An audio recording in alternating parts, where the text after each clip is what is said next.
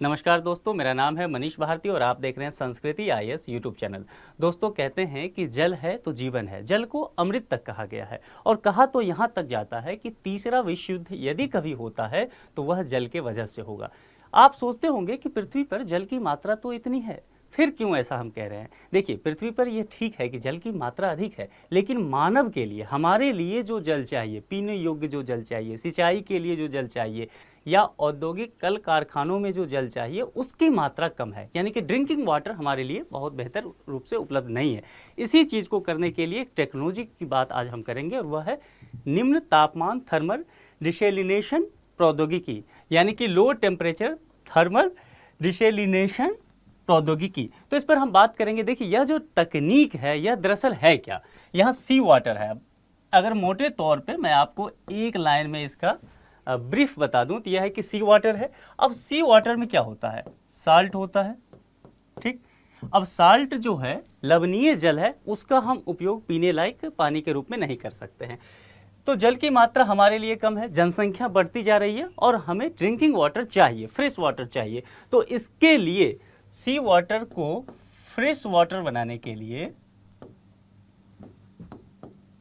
या फिर जिसको हम ड्रिंकिंग वाटर भी कहते हैं, ड्रिंकिंग वाटर बनाने के लिए हम एक तकनीक का इस्तेमाल कर रहे हैं और जो तकनीक का इस्तेमाल कर रहे हैं वह है LTTD, जिसकी बात हमने यहाँ की है। तो यह पूरा प्रोसेस है, इसी प्रोसेस पर हम बात करेंगे और इससे जुड़े हुए कुछ चुनौतियों को देखेंगे। यह भी समझेंगे कि किन किन देशों में यह काम चल रहा है और भारत की इसमें क्या स्थिति है। यह होगा तो पर्यावरण के लिए कितना माकूल है और साथ ही अर्थव्यवस्था के लिए कितना ये वाजिब है। तो चलिए देखते हैं सबसे पहले कि सुर्खियों में आजकल यह मुद्दा क्यों चल रहा है।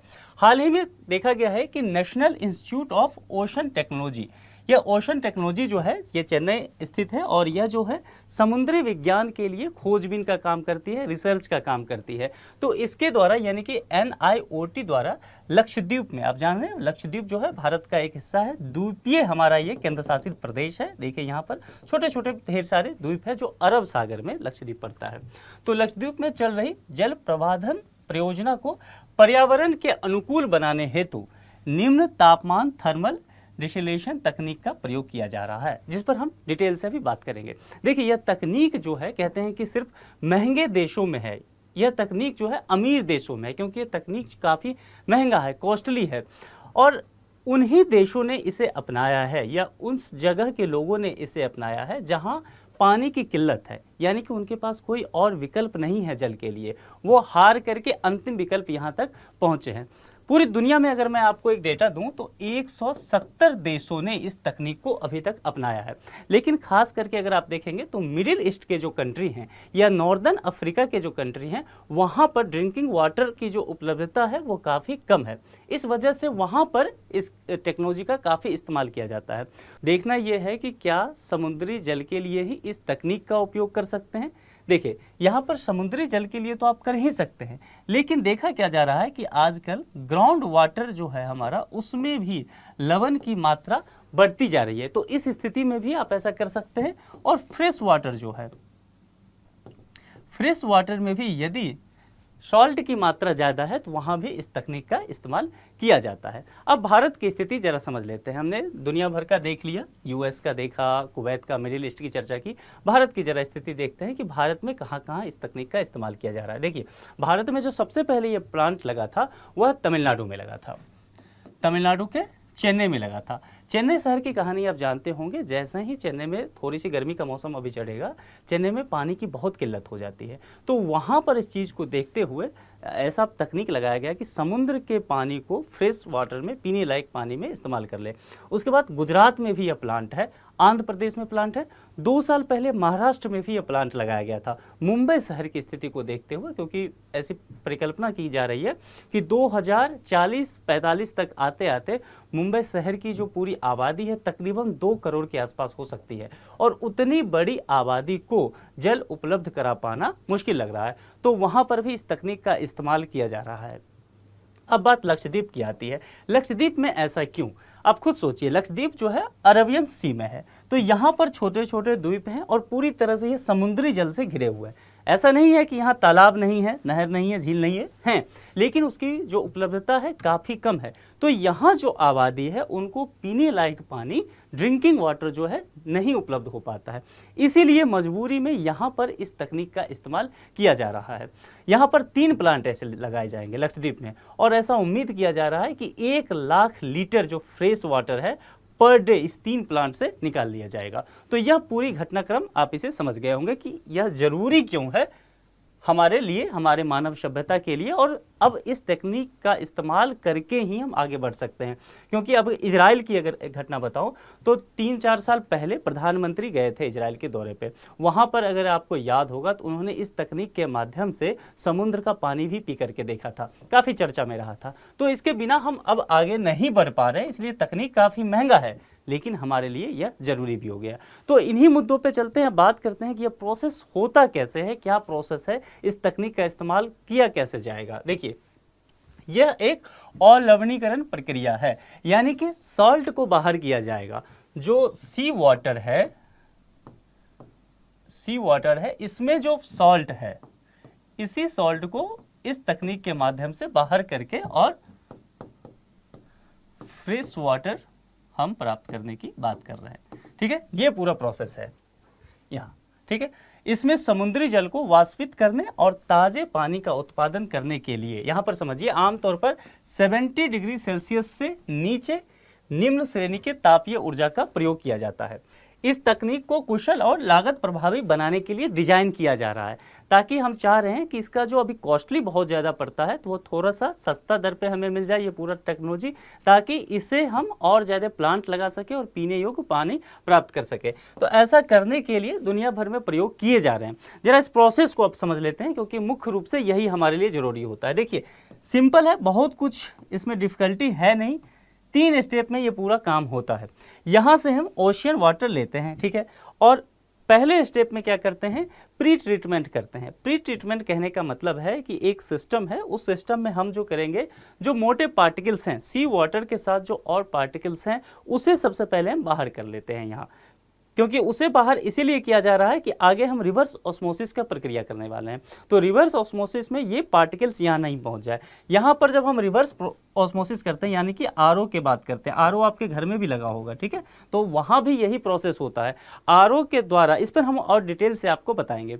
तो इस प्रोसेस में जब हम आए तो यहाँ पे आरओ है, रिवर्स ऑस्मोसिस की प्रक्रिया हो रही है और यहाँ से शुद्ध पानी मिलेगा। इसके बाद हम तीसरे स्टेप में पहुँचते हैं, स्टेप 3rd में, और स्टेप 3rd में हमारे पास फ्रेश वाटर है, लेकिन यहाँ पर आकर के हम क्वालिटी इंप्रूव करने की बात करते हैं। यहाँ पे इसकी कंडीशनिंग करते हैं ताकि हम फ्रेश वाटर ले सके और इसका उपयोग कर सके। यहाँ सेकेंड टर्म में स्टेप में ध्यान देना है कि यहाँ पर जब हम रिवर्स ऑस्मोसिस करते हैं तो यहाँ एनर्जी की रिक्वायरमेंट काफ़ी ज़्यादा होती है। ठीक है, यहाँ एनर्जी की रिक्वायरमेंट होगी। दूसरा क्या होगा, ये टाइम टेकिंग काफ़ी होता है। तो 2 चीज़ें यहाँ आपको ध्यान रखना, और साथ ही यह बहुत कॉस्टली प्रोसेस होता है। इसको डिटेल से मैं आपको बताता हूँ अगले स्लाइड में। देखिए, LTTD टेक्नोलॉजी कैसे काम करता है, यहाँ हम जरा इसे डिटेल से देख लेते हैं। जैसा कि मैंने पिछले भी स्लाइड में आपको बताया, यहाँ देखिए, ओशियन वाटर लेकर के हम 3 स्टेप तक और फिर फ्रेश वाटर प्राप्त करते हैं। यहाँ इस प्रोसेस को पूरी तरह से आप समझ लीजिए। यहाँ पे हम इनटेक कर रहे हैं, समुद्र से पानी ले रहे हैं, प्री ट्रीटमेंट में आ रहे हैं। यहाँ पर प्री ट्रीटमेंट में हमने क्या किया, जो भी ओशियन से हम वाटर ले रहे हैं वहाँ पर जो मोटे पार्टिकल्स हैं उसको इसी स्टेज में हम बाहर कर लेते हैं। इसके बाद हम इस यहाँ पहुँच जाते हैं रिवर्स ऑस्मोसिस सिस्टम में। जब रिवर्स ऑस्मोसिस सिस्टम में पहुँचते हैं तो यहाँ पर प्रक्रिया चलती है, और ये प्रक्रिया यहाँ से समझ लीजिए। रिवर्स ऑस्मोसिस जो होता है, जैसे कि मैंने पहले ही कहा कि घर में जो आरओ का लगा होता है, घर में जो पानी प्राप्त करते हैं वहाँ भी यही प्रक्रिया के द्वारा पानी शुद्ध होता है। रिवर्स ऑस्मोसिस में होगा क्या कि देखिए, यहाँ पर अगर समुद्र का पानी है, जाहिर सी बात है इसमें सॉल्ट होगा, तो इसमें हम क्या करते हैं, प्रेशर अप्लाई करते हैं। तो प्रेशर जब हम अप्लाई करते हैं तो यहाँ पे ये पानी आएगा और यहाँ पर एक रहेगा सेमी परमेबल मेम्ब्रेन। तो यहाँ जो मोटे पार्टिकल्स हैं वह इधर ही रुक जाएगा। ठीक है, सेमी परमेबल मेम्ब्रेन जो है मोटे पार्टिकल्स को इधर रोकेगी और यहाँ से यह क्या करेगा, इसके माध्यम से जो सिर्फ वाटर है, फ्रेश वाटर यहाँ से बाहर निकलेगा। बहुत सिंपल प्रक्रिया है, काफ़ी इसमें कोई डिफ़िकल्टी नहीं होता, प्योर वाटर हमें यहाँ मिल जाएगा। लेकिन इसमें ध्यान वही रखना होता है कि यह थोड़ा कॉस्टली होता है और टाइम टेकिंग काफ़ी ज़्यादा होता है और एनर्जी काफ़ी चाहिए होता है इसके लिए। इसलिए जब आप घर में आरओ लगाएंगे तो आपके बिजली का जो बिल है वह काफ़ी ज़्यादा आएगा, इस बात को ध्यान रखना होगा आपको। तो यही प्रक्रिया यहाँ हो रहा है आरओ सिस्टम पे। अब यहाँ से दो आउटपुट हमें मिलता है, देखिए ये देख रहे हैं, एक ब्लू लाइन है, तो यह ब्लू लाइन जो है जब हम पूरा ये प्रक्रिया कर लेते हैं, रिवर्स ऑस्मोसिस सिस्टम हो जाता है, उसके बाद जो कुछ अपशिष्ट पदार्थ निकलता है उसको वापस से इसके माध्यम से समुद्र में ही छोड़ दिया जाता है, ब्राइन डिस्पोजल कर दिया जाता है। और दूसरा जो ये देख रहे हैं आप, यहाँ से पोस्ट ट्रीटमेंट होता है, यानी कि इसकी क्वालिटी इंप्रूव करते हैं और क्वालिटी इंप्रूव करके फिर हमें पीने लायक फ्रेश वाटर मिल जाता है। तो ये पूरे प्रोसेस है, इसे आप ब्राइन डिस्पोजल को ध्यान रखिए, अभी हम इस पर बात करेंगे क्योंकि इसे वापस से अपशिष्ट को समुद्र में ही छोड़ दिया जाता है, इस पर हम बात करेंगे। देखिए इससे जुड़े हुए कुछ और पहलू हैं, उसे समझ लीजिए। समुद्री जलयुक्त कक्ष को गर्म करने के लिए गर्म समुद्री जल जैसे कि निम्न श्रेणी के तापीय स्रोत का उपयोग किया जाता है। ठीक, गर्म समुद्री जल वाष्पित होकर ताज़ा जल के रूप में प्राप्त हो जाता है। इसके बाद कम संशोधित लवणीकृत जल को पुनः वापस समुद्र में छोड़ दिया जाता है। ये पूरा चर्चा हमने कर लिया, आप चाहें तो इसका स्क्रीनशॉट ले सकते हैं। इस तकनीक के लाभ क्या और होंगे, क्यों इसका हम उपयोग करना चाह रहे हैं? जैसा कि मैंने पहले ही कहा कि हमारे लिए पीने की पानी चाहिए, तो इस तकनीक के माध्यम से हम ड्रिंकिंग वाटर प्राप्त कर पाते हैं।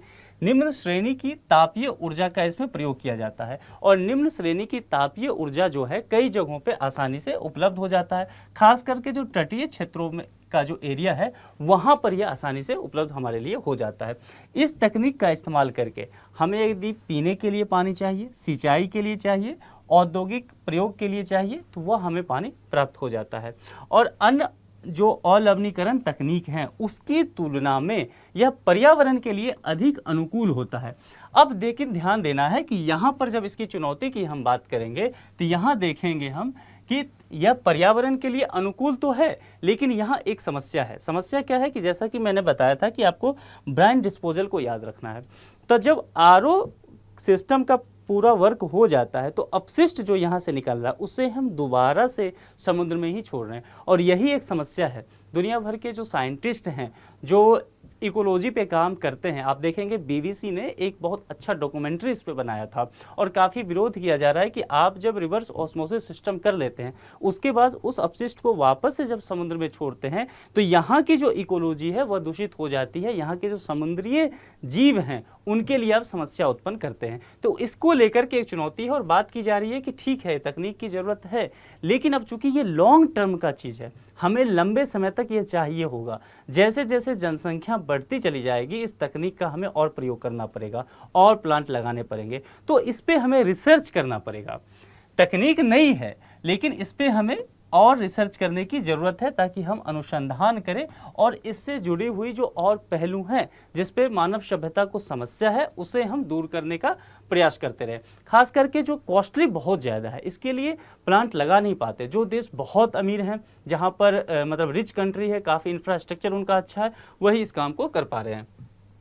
यह जो इंस्टीट्यूट है NIOT, उसका लक्ष्य क्या है? देखिए, अलवणीकरण प्रक्रिया को आगे बढ़ाने के लिए सौर ऊर्जा जैसे नवीकरणीय ऊर्जा स्रोतों का प्रयोग करने की बात की जा रही है। जैसा कि मैंने कहा था कि जब रिवर्स ऑस्मोसिस प्रक्रिया होता है उसमें एनर्जी काफ़ी लगता है, तो यहाँ बात की जा रही है कि क्यों ना हम नवीकरणीय ऊर्जा का प्रयोग करें और नवीकरणीय ऊर्जा के रूप में सोलर एनर्जी की प्रयोग करने की बात की जा रही है।